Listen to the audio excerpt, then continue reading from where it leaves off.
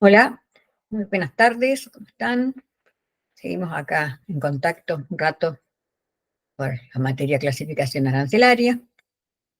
Primero que nada, y como para aclarar cualquier duda, si bien quedó anotado en las novedades, eh, tanto el martes próximo, 18, como el siguiente, 25 de junio, ambos, tenemos las evaluaciones. El 18, el segundo parcial, el 25, el recuperatorio.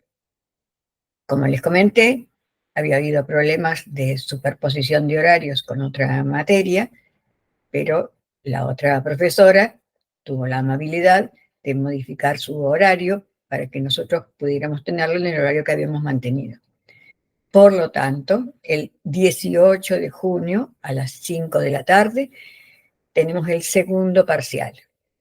Recuerden que los parciales de esta materia son sincrónicos y con cámara encendida. 1 hora y media tranquilamente está resuelto. Si alguien necesita un ratito más, no hay ningún inconveniente, pero si uno trabaja más o menos con agilidad, en 1 hora tranquilamente está terminando su examen. Yo no puedo ponerlos en horario de más tarde, porque yo regularmente doy clases en el horario vespertino. Inclusive el día que empiezo un poco más tarde es el día que tengo la clase equivalente a la de ustedes, pero presencial, que es en la universidad, ahí en KS, que eso empieza a 18:30. En los otros lugares donde dicto clases comienzo a las 18, es por eso que mis condiciones horarias para compartir con ustedes están limitadas. Entonces, 18 del 6, segundo parcial, a las 17 horas. Respecto de los recuperatorios, que son el día 25, hay dos posibilidades. Si ustedes tienen que recuperar, si no tienen que recuperar nada, por supuesto no van a estar presentes ni nada que se le parezca. Si ustedes tienen que recuperar uno de los dos parciales, sea el primero o el segundo, en cualquiera de los dos casos, si es uno solo, comienzan directamente a las 17, igual que el día del parcial. Y de la misma forma, es sincrónico con cámara.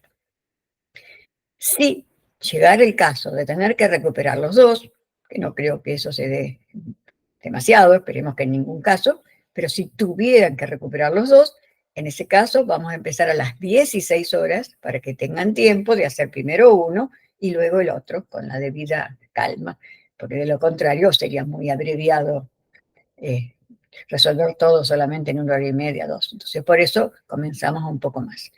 Pero si lo que tienen que recuperar es uno solo, nos vemos directamente a las 17. En cualquiera de los dos casos, activa, por este mismo medio que estamos trabajando ahora. Bien, espero que eso esté aclarado. Si queda alguna duda, consultan, por favor. Les había dejado dicho que en este encuentro mi idea era trabajar un poco con el régimen de envíos escalonados. Algunos de ustedes ya lo conocerán, otros no tanto, entonces por eso vamos a hacer un poco más de charla sobre este tema.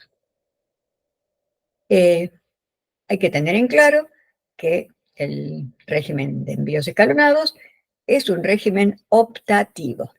¿Qué quiere decir esto? Que voy a utilizarlo si yo considero que me es útil.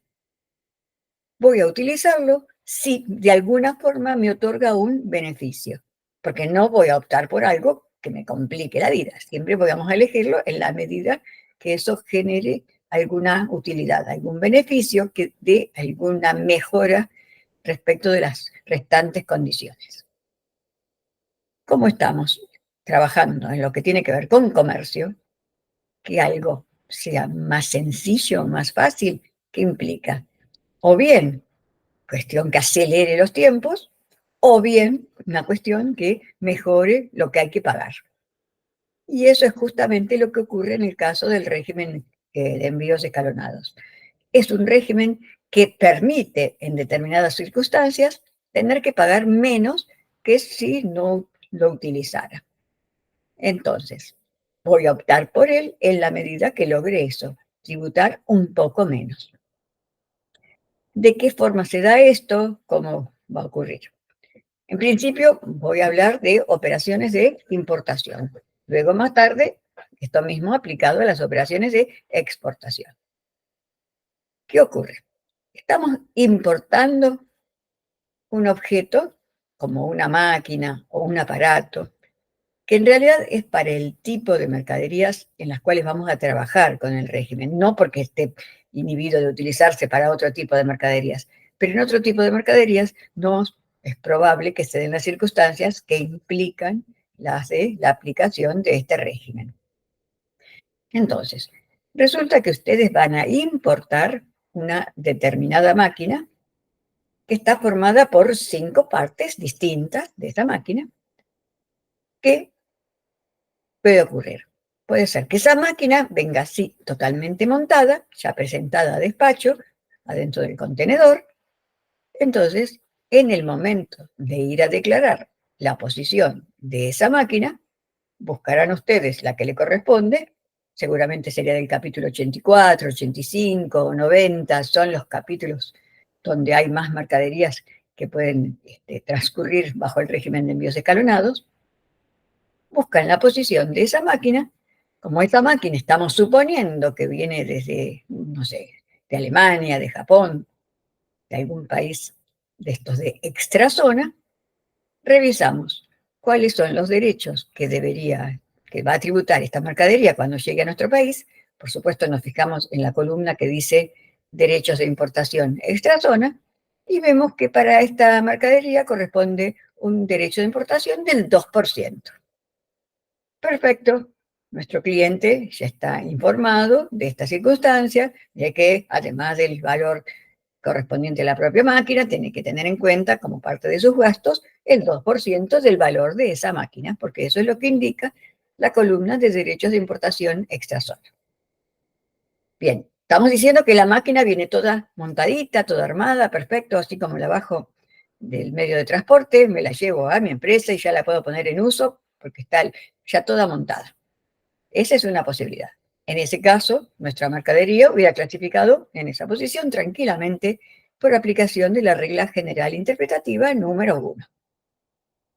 Bien, pudiera darse otra posibilidad, que dentro del contenedor se presenten las 5 partes que una vez que está montada permitan armar esa máquina. ¿Cómo debiéramos clasificar esa mercadería? Tenemos a la vista todas las partes que efectivamente constituyen ese aparato. Por regla 1, ya no podemos seguir clasificando en la partida que dice aparato, porque lo que tenemos son las partes para armar el aparato. Pero ¿qué ocurre?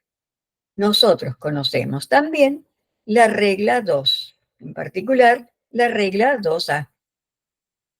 ¿Y qué nos dice esa mercadería? Perdón, esa regla, que las mercaderías que se presentan a despacho desarmadas, desmontadas o sin montar todavía, o incluso incompletas, que todo esto es lo que menciona la regla 2A, si no pudieron resolverse por regla 1, deben clasificarse por aplicación de la regla 2A en la misma partida que la mercadería cuando ya está totalmente montada, armada, o inclusive faltándole alguna parte, en tanto esa parte que falta no sea de las esenciales. O sea, terminamos clasificando en el mismo lugar que habíamos dicho antes, tributando los mismos derechos. Solo que en el momento de estar haciendo la destinación, en la columna del costado, la que habla de opciones y ventajas, obviamente tendrán que elegir la opción que dice regla 2A, para que el servicio aduanero, cuando verifica esa mercadería y no se encuentra con la máquina, sino que se encuentra con las partes para hacer la máquina, están anoticiados de que efectivamente debe clasificarla en la misma partida porque el declarante ha estado utilizando para su clasificación la regla 2A.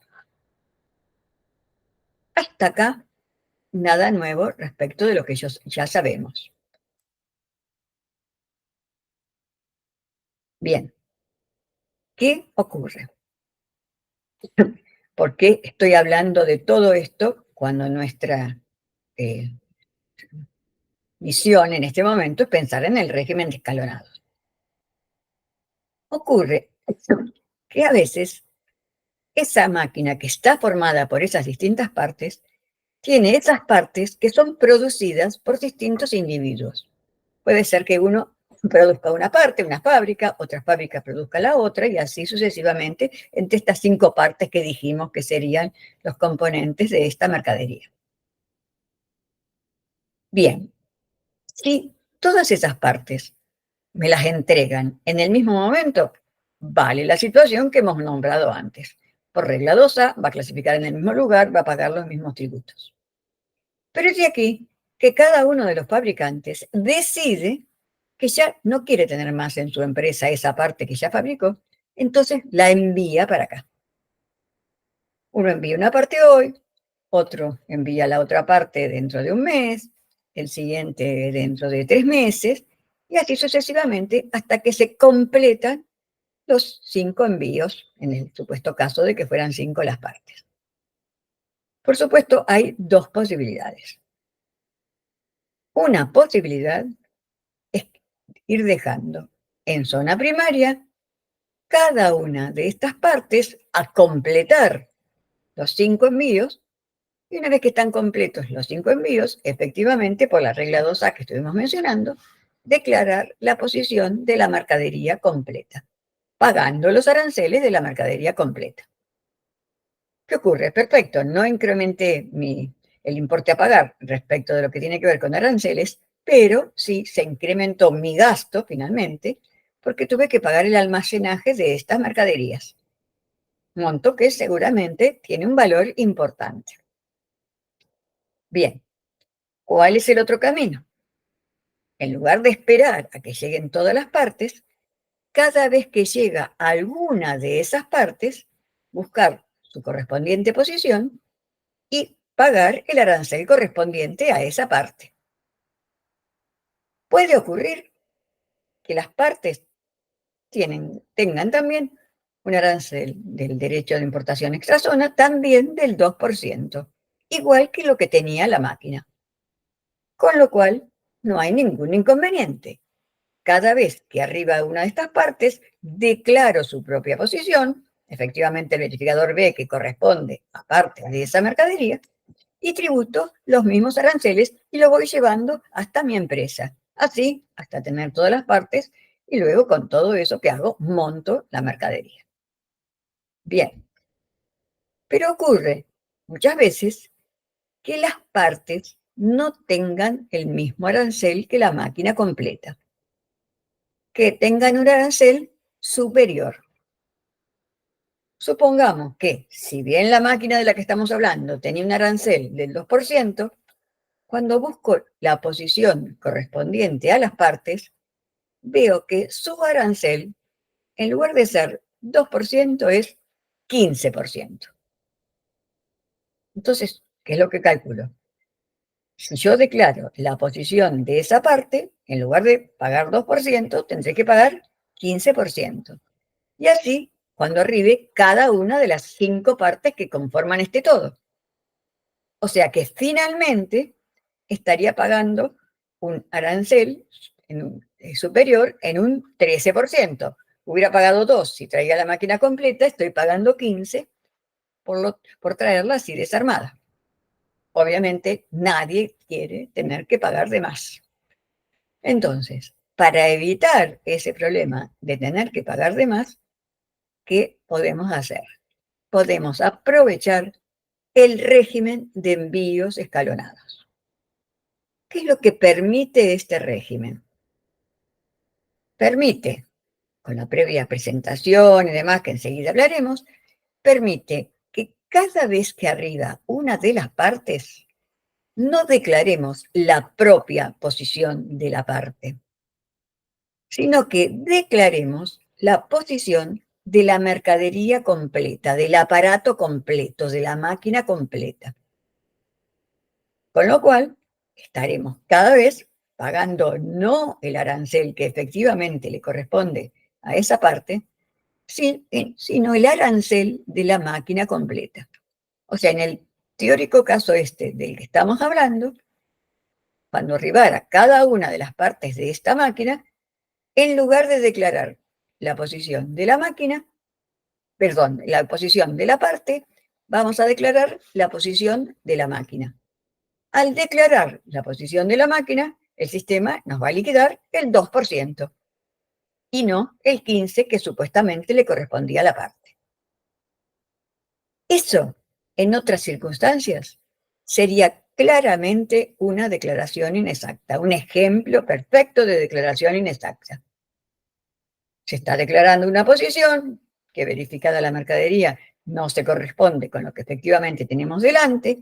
En esa declaración errónea hay perjuicio fiscal, por lo tanto, cumple con todas las condiciones para aplicar el artículo 954 del Código Aduanero, 954A en particular, y hacer la correspondiente denuncia, donde correspondería no solo pagar la diferencia, sino también pagar una multa de por lo menos igual a esa diferencia, aunque puede llegar a ser hasta 5 veces esa diferencia.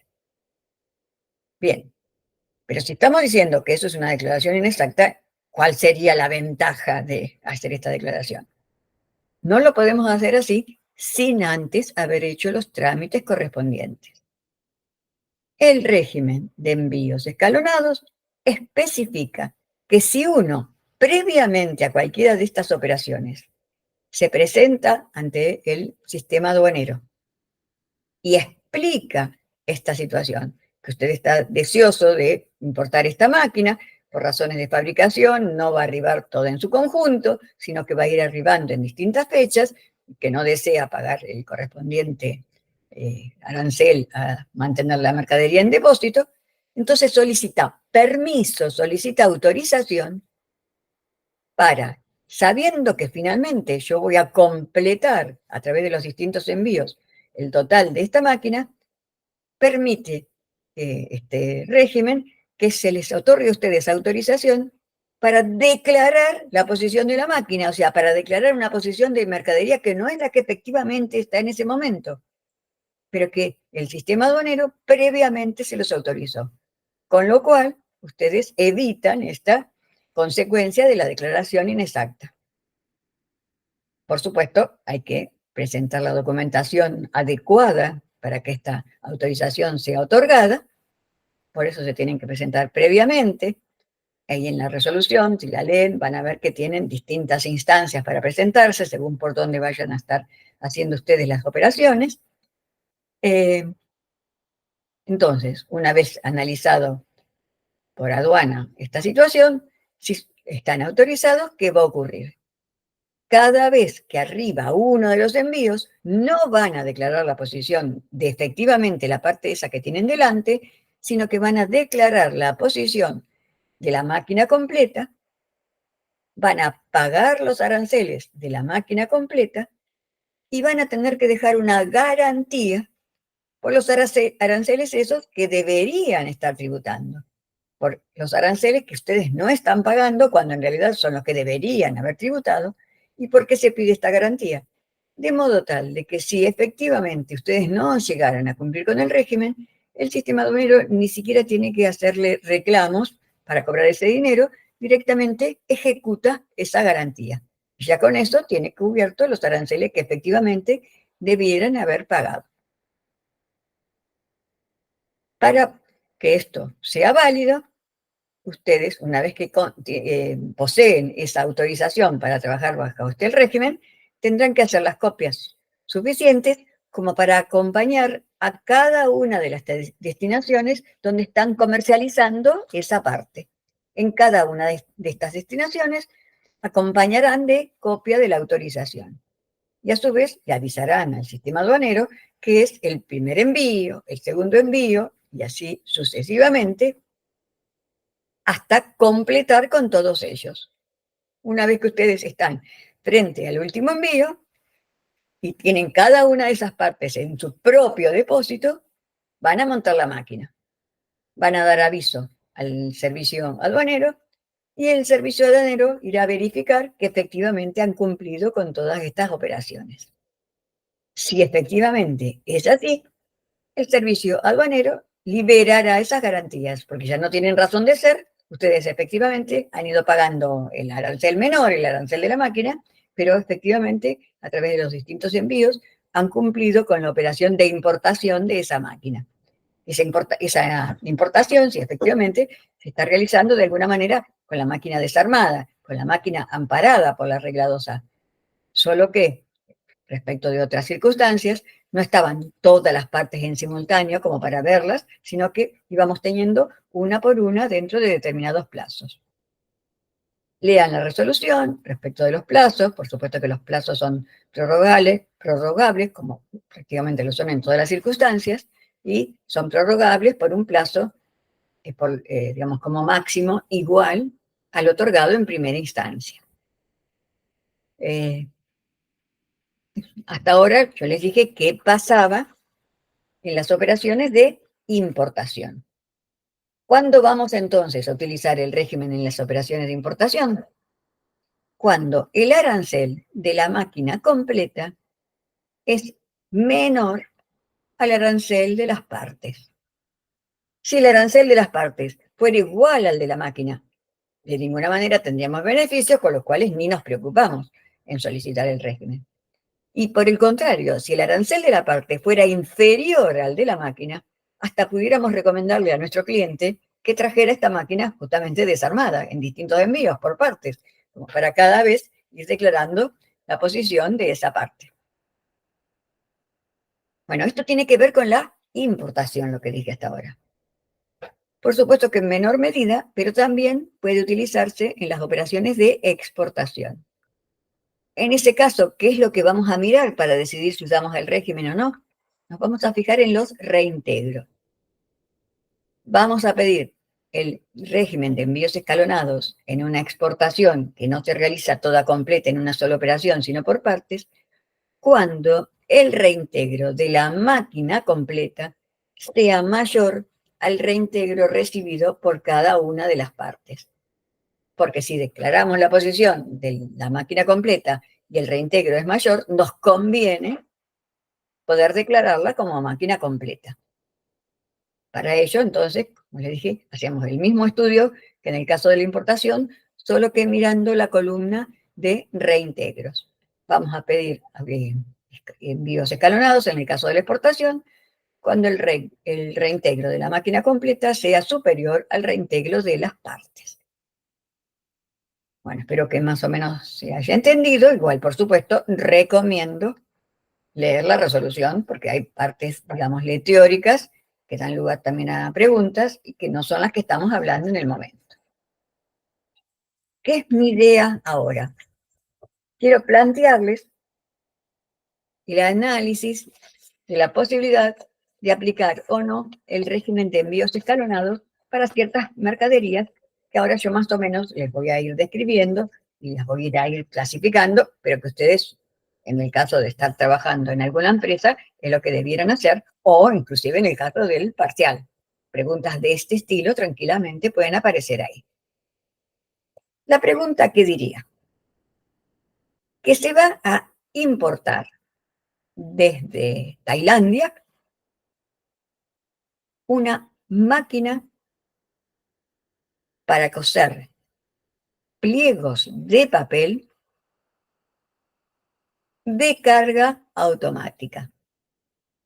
¿Qué es esta máquina para coser pliegos de papel? Vieron cualquier libro, en muchos casos cualquier cuaderno también, que tiene las hojas ya dobladas y cosidas como parte previo a la encuadernación. Esa máquina, porque por la complejidad de sus partes o lo que fuera, no va a arribar a nuestro país, ni ya montada, ni desmontada, con todas sus partes presentadas en simultáneo, sino que, por las razones que fuera, el día 1 arribará una parte, el día 60 otra parte, y así sucesivamente.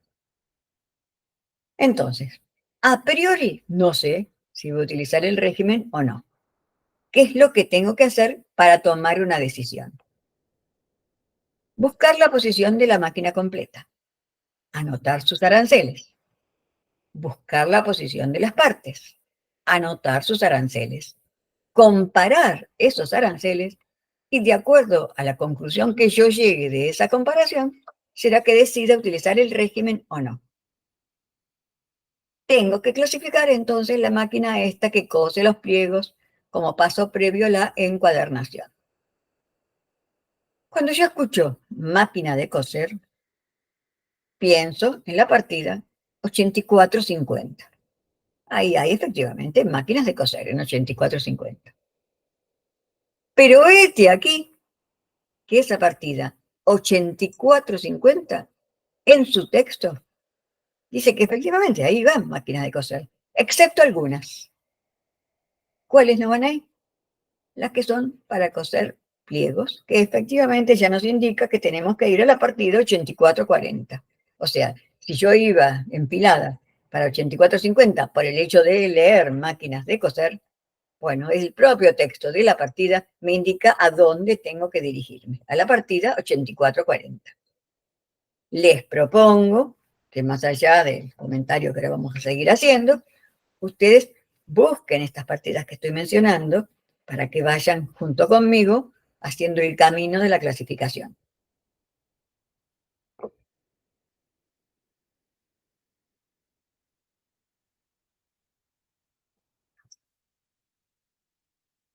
Bien, una vez que estamos en la partida 8440, quiero saber qué posición y qué arancel le corresponde efectivamente a esta máquina que yo estoy nombrando.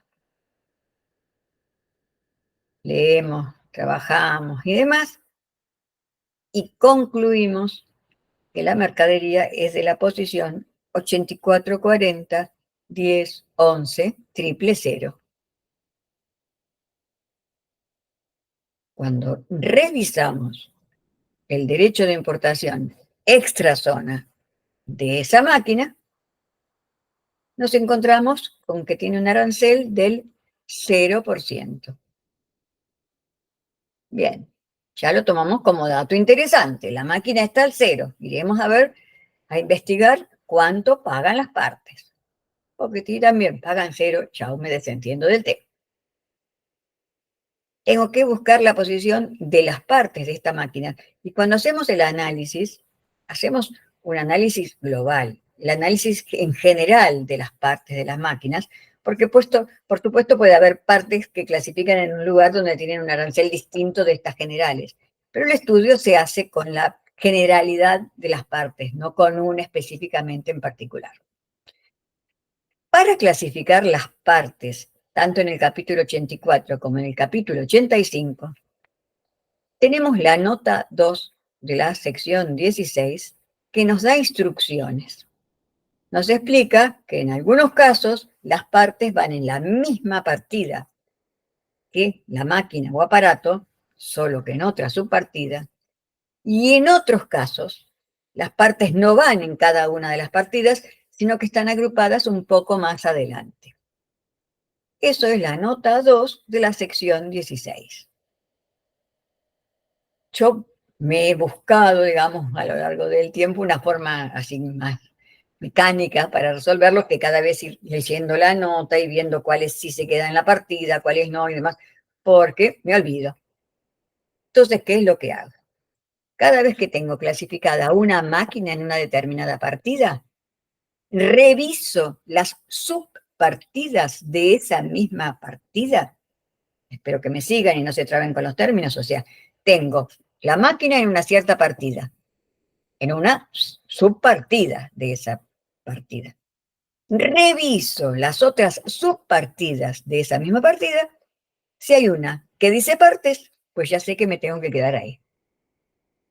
Si no hubiera ninguna subpartida que menciona partes, ya sé que un poquito más adelante en el nomenclador, un par de partidas a continuación, voy a encontrar alguna partida que hable de partes de varias partidas anteriores. Entonces, cada vez aplico el mismo mecanismo. Esta mercadería dijimos que es de 8440, 10, 11, 000. ¿Qué hago? Reviso, sí, 8440 tiene una subpartida que hable de partes. Me fijo, con calma, su partida de un guión por su partida de un guión, y efectivamente llego a 8440, 90, que dice partes.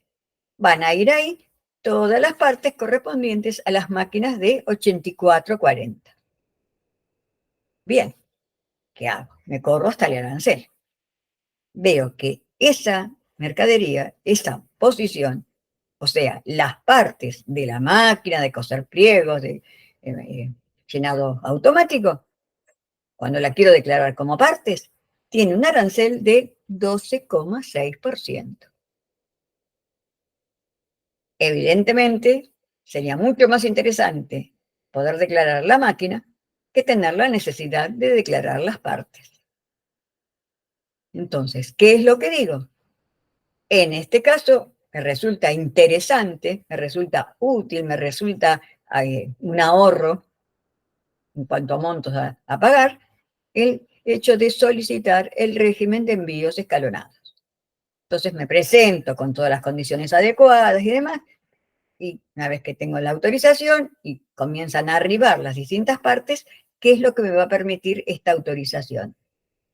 Me va a permitir que cada vez que llegue una de las partes, o sea, cada vez que llegue a nuestro país una parte que si yo no hubiera hecho todo este trámite tendría que declararla en 844090, esta me va a autorizar a declarar la posición 84401011, pagar el 0% y garantizar la diferencia con el 12,6%.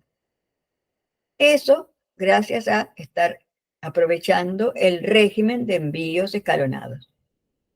En este caso, voy a poder pagar 0% y garantizar el 12,6%.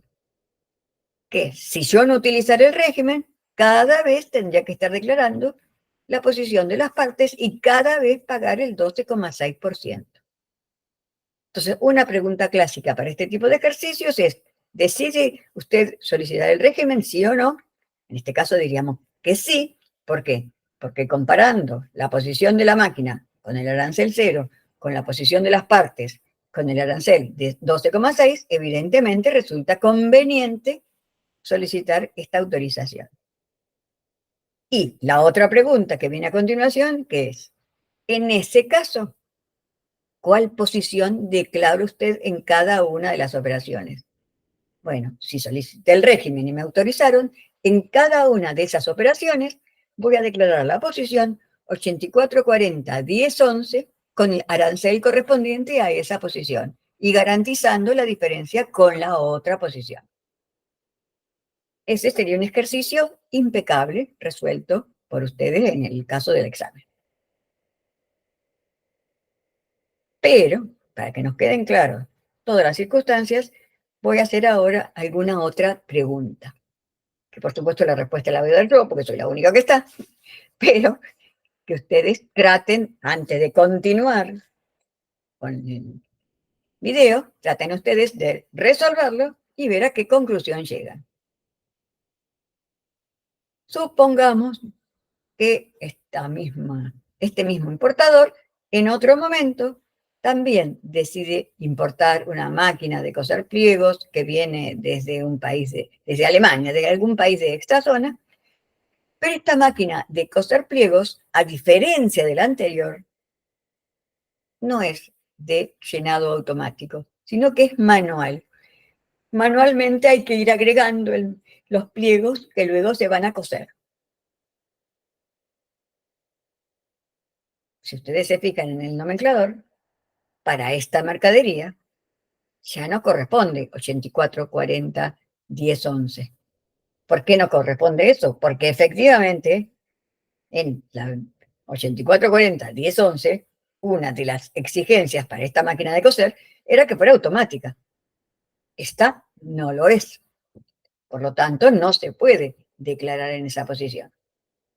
Efectivamente, la posición de esa máquina es 84401019. Nos fijamos cuál es el arancel que corresponde a esa máquina, a la que es de llenado manual, y vemos que le corresponde un 12,6% de derecho de importación extra zona. Esta ya no está al 0%, como estaba la anterior, esta tributa 12,6%.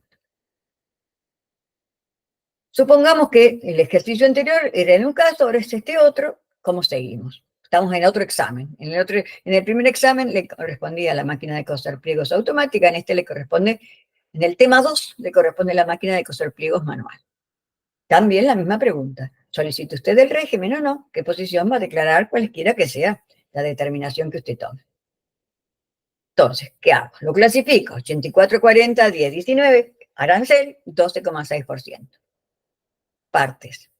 Las partes van a clasificar en el mismo lugar que la máquina anterior, porque seguimos en la misma partida. Y las partes de las máquinas de la partida 8440 se clasifican en 8440-90. ¿Con qué arancel? Con 12%. ¿Eso qué significa comparar estos aranceles? Que declare yo la posición de la máquina o declare la posición de las partes. En cualquiera de los dos casos, tengo que tributar 12,6%. En ese caso, el uso del régimen no genera ningún beneficio. En consecuencia, la respuesta sería: no solicito el régimen, dado que cualquiera de las dos posiciones que declare, voy a tributar los mismos aranceles.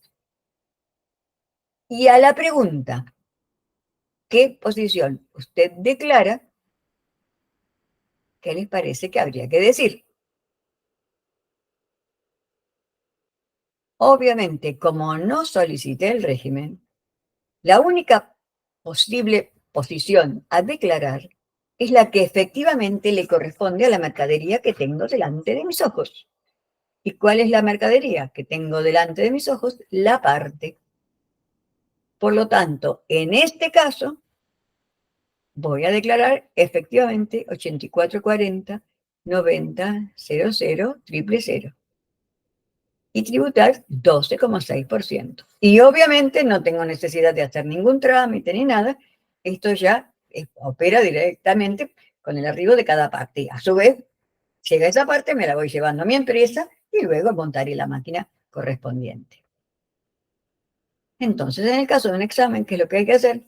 Clasificar la máquina, buscar los aranceles.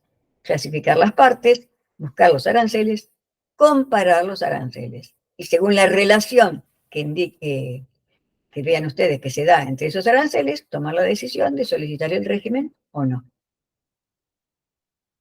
Y luego, según que lo hayan solicitado o no, será la posición que van a declarar. Serán los aranceles que van a tributar y se verá si es necesario dejar una garantía o no, según que lo hayan solicitado o no. Bueno, con esto y la lectura de la resolución para ver un poco la cuestión de los plazos, de las aduanas responsables, del hecho de que no puede aplicarse el régimen a planta llave en mano y demás, vista toda esa información, creo que tranquilamente cualquier pregunta que hagamos al respecto, ustedes están en condiciones de poder resolverla. De la misma manera que deberían estar en condiciones de resolver cualquier pregunta que tenga que ver con los temas anteriores, como lo que es declaración comprometida, como lo que resulta de aplicar distintos acuerdos a las mercaderías que tenemos en análisis, que es otro de los temas que también corresponden a esta segunda parte de la cursada. Recuerden que se aplican las preferencias arancelarias de un acuerdo de ALADI, están hablando ustedes de países, cuando estamos hablando de los países de ALADI, distintos del acuerdo madre, que es el acuerdo Mercosur. Entonces, para con todos esos otros países, el derecho en principio que hay que analizar es el derecho de importación extrazona también, por más que estemos en América, por más que sea una asociación ALADI, esa asociación es distinta de la asociación que corresponde a Mercosur, que eso es lo que implica hablar de derecho de importación intrazona o extrazona. Entonces las preferencias se aplicarán sobre el que es extrazona. Me parece que con esto tenemos cubierto todos los temas de este próximo examen. Espero que a todos ustedes les vaya muy bien, no solo en el examen, parcial, lo mismo en el final y demás, sino que en general les vaya bien en el desarrollo de sus carreras, de sus vidas en general, y que traten de avanzar siempre en la vida en forma positiva. Esos son mis deseos y bajo estas condiciones me despido de ustedes hasta el próximo martes a las 17 horas, donde nos veremos todos juntos, todos tranquilos, todos contentos. Que tengan buenos fines de semana largos, como son los que nos vienen ahora, y que pasen ustedes bien y que estudien mucho. Chao, hasta la próxima.